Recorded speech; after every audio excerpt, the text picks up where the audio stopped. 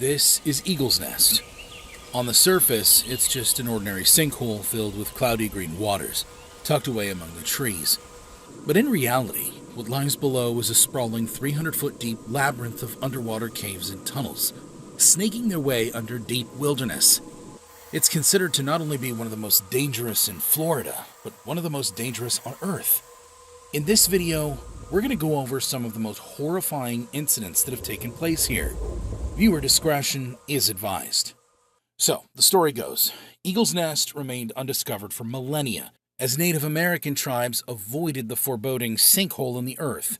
In this area of Florida, there are many other beautiful nearby springs like Beaufort Springs or Weeki Wachee that are crystal clear and inviting. But the water in Eagle's Nest is the opposite of inviting. It's murky. Looks like it's filled with alligators. There are swarms of mosquitoes and ticks.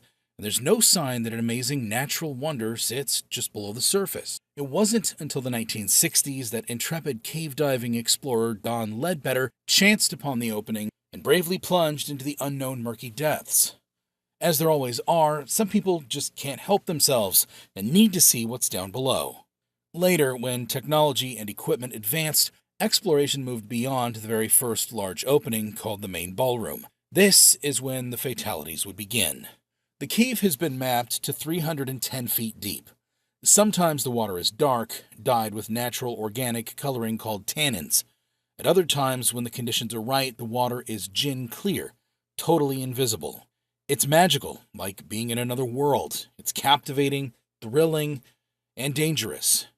Divers descend down a tubular chimney, dropping approximately 40 feet before reaching the first major chamber, known as the ballroom. The ballroom is a massive, cavernous opening, measuring about 100 feet wide. From this entrance room, there are tunnels branching off upstream and downstream. Heading downstream leads divers through a gradually descending tunnel to depths of 200 feet, before opening up into a vertical pit, plunging to 290 feet. At 290 feet deep is another series of expansive rooms and passages for divers to explore. One area is known as John's Pocket, which is an exceptionally confined and narrow tunnel segment that can induce claustrophobia. Another area, named Skeleton Room, remains mostly unmapped and exceedingly hazardous due to loose silt and jagged rocks. The extreme 300-foot depth and unpredictable tunnels make mapping and orientation extremely difficult the deeper divers submerge into Eagle's Nest cave system. Despite not having fully mapped its claustrophobic maze of tunnels, its reputation rivals that of shipwreck graveyards and shark-infested caves across the world. People who regularly go diving in the sinkhole refer to it as a dangerous and challenging experience that can potentially induce anxiety and severe stress for even the most experienced divers due to factors like silt, darkness, and extreme depth. The Eagle's Nest has developed a reputation for not only one of the deadliest dive sites in Florida, but also in the entire world. On a night dive in 1981, the first recorded tragedy struck. Larry Collins and his 29-year-old wife, Terry, started their dive around 11:05 p.m. on a Saturday night and were making their way through a tunnel submerged underwater when Terry suddenly fell ill. According to Collins, as they were going through the tunnel at around 250 feet, his wife was gripping his foot so they wouldn't get separated in the claustrophobic darkness. When he looked back at her, he gestured an OK sign with his thumb and finger, and she pulled on his leg to let him know she was okay. But for some reason, she released her grip shortly after. Collins realized something was wrong when she let go of him. In his account, he mentioned that he looked around and noticed that the air regulator was no longer in his wife's mouth. Despite his efforts to force it back into her mouth and give her oxygen, she had already passed out, making it impossible for him to do so. He then unintentionally let go of her, and subsequently lost track of her. Collins turned around and made his way upward and came across fellow diver Jim Bentz at a depth of 70 feet below the surface, who was busy taking pictures. Collins communicated to Bentz non-verbally that his wife needed help and continued his ascent towards the surface. Meanwhile, Bentz decided to go deeper into the water, trying to rescue Collins' wife. Jim Bentz, the manager of a local diving shop in Crystal River, had been making efforts to give up cave diving and had been hesitant about joining this trip in the first place. Ultimately, Bentz decided to make this his final underwater exploration. His plan was not to descend too far into the depths. He only took one tank with him into the water and left behind two others on the surface. But Bentz was the type of person who would do anything to help anyone, even without the right tools or equipment. Jim Bentz never came back from his mission to save Terry Collins. It wouldn't be until Monday, 2 days after their fatal dive, that searchers would find Jim's remains. Divers made their discovery at a depth of 250 feet in the cave system, while the body of Terry Collins was found 5 feet deeper in the dark sinkhole. In his efforts to save Terry and bring her back to the surface, Jim ran out of oxygen in his single tank and tragically drowned. Questions remained on what exactly happened to Terry Collins. Officials believe that she drowned due to something called nitrogen narcosis, also known as rapture of the deep. This condition usually affects divers who use regular air instead of specialized gas mixed with air while diving in deep waters. Nitrogen narcosis occurs when there is an excessive accumulation of nitrogen in the bloodstream. It leads to disorientation and irrational behavior, like removing the face mask or taking off an air regulator, exactly like Terry did. According to other divers, Mrs. Collins used only compressed air during her diving expedition. Unfortunately, this would only be the start of deaths in Eagle's Nest. 29-year-old Brent Potts of Tallahassee was a certified dive instructor who completed an intro to cave diving course. In August of 1990, rescue divers found his body 195 feet deep. He had blackouts over the year, but kept them a secret from his diving partners. Friends believed he had blacked out during his dive, ultimately leading to his tragic death. The nest's foreboding nature and string of deaths forced local authorities to seal it off entirely to the public from 1999 to 2003, after multiple fatal incidents. Outside the opening of Eagle's Nest is an imposing sign engraved with the Grim Reaper, scythe poised to claim more souls. "There's nothing in this cave worth dying for," the sign says. Within Florida's diving community, the cave system is whispered about in cautious, almost fearful tones. Expert diver Bill Ostrike compares its renown to Mount Everest's deadly allure for climbers, incomprehensibly beautiful with the highest stakes. "People think you're crazy if you dive the nest," Ostrike remarked. "It's got more skeletons than most can fathom down there." But of all the tragedies at Eagle's Nest, few compare to the distressing story of close friends John Robinson and Craig Simon. Both hugely experienced divers were drawn together by a passion for underwater exploration. Their names are now eternally linked to the nest's merciless reputation. John Robinson practically grew up in cave country, honing early diving skills while studying in Florida. Obsessed with mastering equipment and technique, his meticulous nature earned light-hearted teasing from fellow divers. Hundreds of hours underwater allowed Robinson to conquer claustrophobia and silt-induced blindness, critical for surviving the nest. Meanwhile, New Yorker Craig Simon arrived in Florida chasing his scuba dreams. Naturally bold and charismatic, Simon mentored under pioneering technical divers like Paul Heinerth. Simon cultivated such skill that Robinson recruited him as a trusted diving partner for penetrating the nest's deeper recesses. In 2004, just 1 year after Eagle's Nest was opened to the public for diving again, tragedy nearly struck. Robinson, halfway through a nest dive, became paralyzed by a sudden panic attack. In places, the cave system inside Eagle's Nest is extremely tight. It's so narrow that divers have to squeeze and squirm through claustrophobic openings. Sometimes it's a struggle to make it through with their gear. Most perilous is the disorienting nature of the tunnels that weave their way under the Floridian wilderness. Eagle's Nest covers a sprawling expanse, and passages appear identical, leaving divers stranded with no situational awareness. As diver Larry Green described, you become enveloped in darkness, silt stirring around you. Which way is up or down? You grope for an exit that never comes. Adding to the sensory deprivation is Eagle's Nest's unpredictable visibility, from dazzlingly clear to a blank void. Even experts can suddenly find themselves blinded. Any landmarks now erased. The slightest contact with a passage wall unleashes billowing clouds of silt that choke the water. In those heart-stopping moments, divers are smothered by both murkiness and claustrophobia. The psychological impact on those who dare enter Eagle's Nest can't be understated either. The immense pressure of avoiding mistakes and resisting panic in such a hostile environment is mentally crushing. This alone can break even veteran divers and cloud judgment when clear thinking is needed most. It's very easy to become lost, and there's no safe section where you can get your bearings. In this treacherous underwater abyss, Craig Simon stayed calm as John Robinson panicked and struggled for breath, slowly guiding his hyperventilating partner back to safety in an environment where death lurks around every corner. Both men were left deeply shaken after the near drowning, questioning if they should stop cave diving forever. Traumatized, they took several months off to reflect. Months later, fully recuperated, John proposed another dive to Craig. Craig was hesitant to dive with his good friend again, and his wife pleaded for him to refuse, haunted by how close her husband had already brushed with death there. Torn by loyalty, Craig made a fateful decision to uphold his pact with John, confront his fears. The early summer morning was still and quiet as Craig Simon and John Robinson geared up for their dive into the notorious Eagle's Nest cave system. On that fateful June day in 2004, the longtime friends had no way of knowing that this would be their last dive together.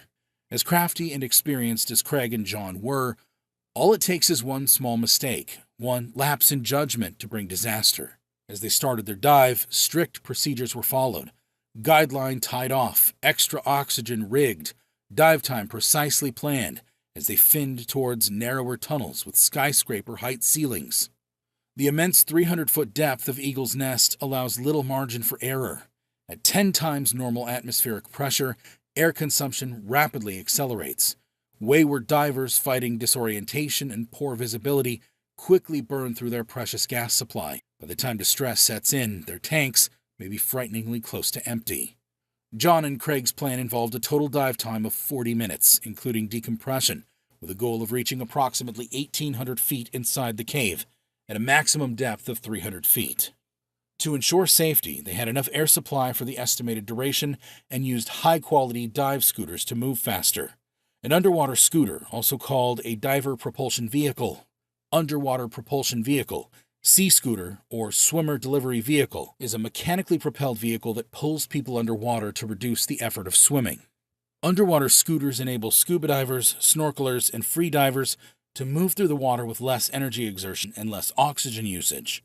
John and Craig also had stage tanks for decompression and wristband dive computers for necessary information. After a morning of prep, they started their dive at 1 p.m., descending through the cave passage and staging their decompression tanks. They passed through a narrow chimney and reached the entrance room, a large chamber leading to upstream and downstream sections of the cave. They chose to explore the downstream tunnel, descending to a depth of 200 feet before dropping down a pit to 290 feet. They planned to spend time exploring these rooms before returning for decompression stops. The initial descent went perfectly, the kind of flawless entry had made so many times before. Lit by the glow of their headlamps, Craig and John finned their way steadily downward through the narrow natural chimney entrance and into the grand ballroom chamber. They were totally in sync, going through well-practiced motions with ease. Their dive computers displayed normal readings across the board. So far, so good. As the pale light from the surface faded above them, the pair swam on into Eagle's Nest's dark maze of tunnels. Over 40 years of diving this underwater labyrinth, John knew its twists and turns by heart, and Craig trusted his friend's lead completely as they ventured farther in. Rooms and passageways blurred past until at last they arrived at their destination. A dead-end pocket, fittingly dubbed John's Pocket. The cramped enclosure lived up to its reputation, just wide enough for 2 divers to fit inside. Its tight confines seemed to squeeze against their tanks. This tightest, most inhospitable section of the cave was a past trouble spot for Craig. Suddenly, John noticed his partner veer off from their guideline into an uncharted fissure. Perhaps caught up in the excitement, Craig had let go of the guideline to better explore. He swept his light around, searching for a way forward, but silt swirled up from his fins, smothering his torch beam. The powdery sediment billowed through the water, blinding him. Craig waved his arms, trying desperately to find and follow the line back, but there was nothing to grab onto. No visible way out. It was complete darkness, and Craig couldn't see a thing. Craig's heart hammered against his chest. He was trapped, with no guide back to life, no way forward or back. Hoping to locate an alternate exit route, John patiently waited for Craig's return, and waited, until realizing, to his horror, that he had been abandoned alone in the lightless maze. Concern rose when John and Craig didn't return at the planned check-in time. Someone noticed they hadn't used their stage bottles, raising alarm. A search was initiated by rescue teams, and approximately 40 divers were called for assistance. Longtime friend, mentor, and expert cave diver Paul Heinerth assured Craig's family that he would find them, and entered the cave to search for Craig and John. Beginning his mission into Eagle's Nest, Paul was unsure what he would find. As he continued deeper, there were no signs of John or Craig. He finally made it past 200 feet in depth. In John's pocket, Paul's light caught sight of John's diving scooter, partially buried in the silty floor. Next to it lay John's body, with his gear still operational, but his air tanks devastatingly empty. Experts inspected John's dive computer and concluded that he may have become disoriented by the silt and unable to find an exit. Ultimately, he became trapped in the room. Despite attempting to exit, John was unable to do so and was found in a position indicating that he was trying to leave the cave. The rescue divers searched thoroughly but couldn't find any sign of Craig. It was odd that the two friends were not together. Rescue divers couldn't find Craig, and the search was postponed due to severe weather. The more time passed, the more risky and dangerous the recovery mission became. One of the rescue divers had to be hospitalized for decompression sickness after multiple dives to 300 feet, and everyone was in danger of the same disorienting effects that took the life of Terry Collins in the first Eagle's Nest tragedy. Despite encountering these challenges, Paul Heinerth was determined not to give up on the search for Craig. Upon reaching John's pocket, he opted for a different route and eventually spotted Craig's body tangled in the line while suspended in water, partially buried under debris. However, Paul did not see a guideline when he discovered Craig's scooter, but that doesn't imply that there wasn't one. Paul noted that having a scooter makes it tempting to take a quick look at something without running a line. However, this increases the risk of kicking up silt and things going wrong fast. When Craig made the decision to let go of the guideline to briefly explore a side fissure with his scooter, he unknowingly sealed his fate. Eagle's Nest has claimed over 10 lives since 1981. And perhaps even more surprising is that the vast majority of these tragedies were well-trained, experienced divers. On October 15, 2016, 53-year-old Patrick Peacock and 38-year-old Chris Rittenmeyer geared up for a dive into the nest. The longtime friends and diving partners entered the water equipped with closed-circuit rebreathers, stage tanks, and scooters. A third diver was present to provide surface support. Peacock and Rittenmeyer were highly experienced technical divers, certified in cave, trimix, and rebreather diving. They had dived Eagle's Nest just the day before without any problems or incident. Equipped with closed-circuit rebreathers, stage tanks, and backup gear, the pair descended into the water at 2 p.m. A third diver remained topside for support. The initial portion of the dive went smoothly. At 43 minutes, Rittenmeyer and Peacock arrived at their target destination, a confined tunnel dubbed Revelation Space. Previous mappers had yet to fully explore this dead-end passage. Lured by the thrill of discovery, the team pushed forward into the narrow gap, but suddenly, disaster struck. Trapped inside the silty tunnel, the divers lost visibility in a suffocating blackout. Frantic, they attempted a secondary entry point, becoming further entangled in the cave lines. By 61 minutes, Rittenmeyer and Peacock realized escape was impossible. They abandoned one functional rebreather, indicating a crisis with the equipment. Ultimately, the divers remained together in the darkness rather than attempting a solo exit. When the pair failed to surface at their expected time, the support diver on site contacted Cave Country Dive Shop manager John Burnett at around 6 p.m. Burnett activated the Florida Underwater Cave Rescue and Recovery Unit, assembling an emergency search party. The first recovery team entered Eagle's Nest at 11 p.m., followed by a second team at 3:45 a.m. when the initial search was unsuccessful. Tragically, rescue divers discovered both bodies on the far side of the tight restriction pit called Revelation Space within the cave system. It appeared one diver had become entangled and died first. The other then drowned while attempting to free his friend, rather than exiting alone. Their dive computers registered elapsed times exceeding the system's limits, suggesting a tragic and lengthy ordeal. In the following days, divers methodically recovered all remaining gear from the cave as evidence. Analysis showed most equipment was intact and functional, with the exception of one rebreather with empty diluent tanks. The rescue team eventually surfaced with no clear idea of what happened and no comfort to give Rittenmeyer and Peacock's families. Their bodies were discovered with masks in place and tanks by their sides, directly by the safety line. To this day, no one knows exactly what happened in their final moments. Thank you so much for watching, and hopefully, I will see you in the next one.